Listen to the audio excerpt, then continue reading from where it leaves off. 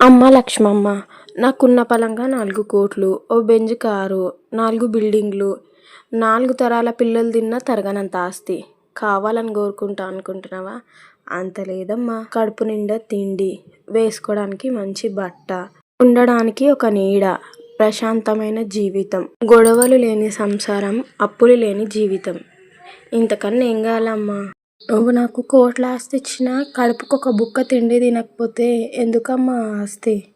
నువ్వెంత పెద్ద కోటలో నన్ను ఉంచినా నాకు మా ఆయనకి గొడవలుండి ఇంట్లో మనశ్శాంతి లేకపోతే ఎందుకమ్మా ఆ కోటలు మేడలు? అందుకే తల్లి, ఉన్న దాంట్లో ప్రశాంతంగా ఉంటే చాలు. ఇది వచ్చేసి ఫ్రైడే మినీ వ్లాగ్ అనమాట. ఈసారి శ్రావణ మాసంలో 5 ఫ్రైడేస్ వచ్చినాయి అనమాట. ఈ 5 వారాల్లో మీకు ఎప్పుడు కుదిరితే అప్పుడు వరలక్ష్మి వ్రతం అనేది చేసుకోవచ్చు. చాలామంది ఈరోజు కూడా చేసుకున్నారు. వరలక్ష్మి వ్రతం రోజు కుదరని వాళ్ళు మిగతా వారాల్లో ఎప్పుడన్నా చేసుకోవచ్చు అనమాట.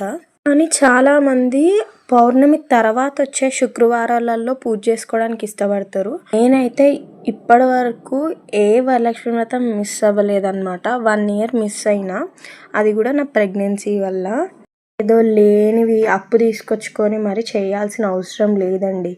మన దగ్గర ఉన్న వాటితో చేస్తే చాలు. అందులో ముఖ్యంగా పసుపు బొట్టు ఇవ్వడం ముఖ్యం.